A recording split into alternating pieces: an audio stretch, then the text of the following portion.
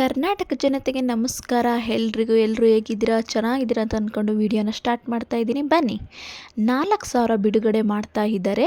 ಸ್ವತಃ ಲಕ್ಷ್ಮಿ ಹೆಬ್ಬಾಳ್ಕರ್ ಮೇಡಮ್ ಅವರು ಮೀಡಿಯಾ ಮುಂದೆ ಹೇಳಿರೋದು.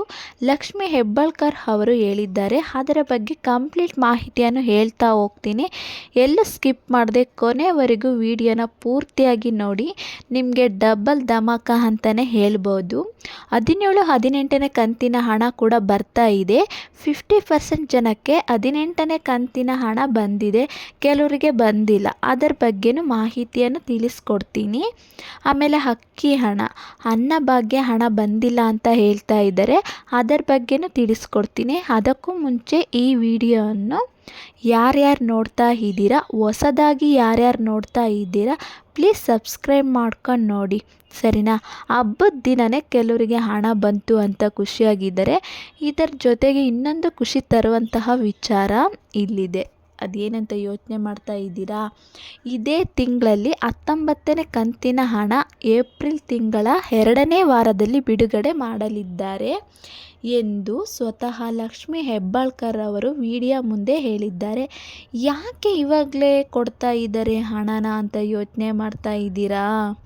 ಇದು 19ನೇ ಕಂತಿನ ಹಣ ಏನಿದೆಯೋ ಇದು ಮಾರ್ಚ್ ಕಂತಿನ ಹಣ.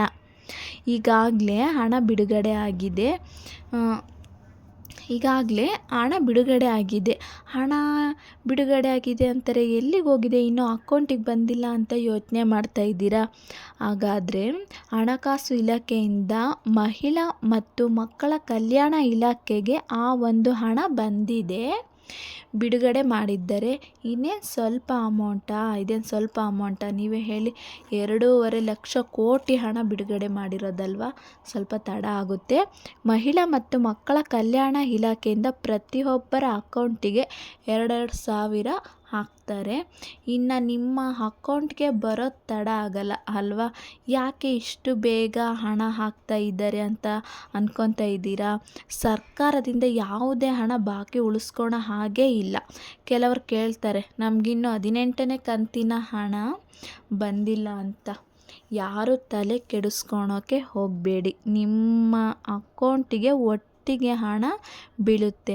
ಡಿಸೆಂಬರ್ ತಿಂಗಳಲ್ಲಿ ಯಾರಿಗೆ ಉಚಿತ ಹಣ ಬಂದಿಲ್ಲ ಅವರಿಗೆ ಎಲ್ರಿಗೂ ಕೂಡ ಹಣ ಹಾಕ್ತಾ ಇದ್ದಾರೆ. ಯಾರು ಭಯಪಡುವಂತಹ ಅವಶ್ಯಕತೆಯೇ ಇಲ್ಲ.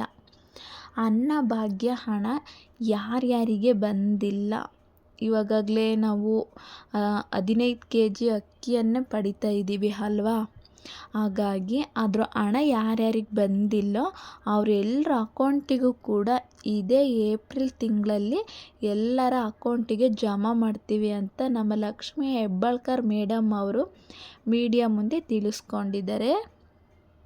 ಹಾಗೆ ಅಯ್ಯೋ ನಮಗಿನ್ನೂ ಅನ್ನಭಾಗ್ಯ ಹಣ ಡಿಸೆಂಬರ್ ತಿಂಗಳಿಂದನೇ ಬಂದಿಲ್ಲ ಅಂತ ಕೆಲವರು ಹೇಳ್ತಾ ಇದ್ದೀರಾ.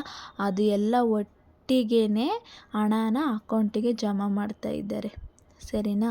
Thank you for watching. Thank you.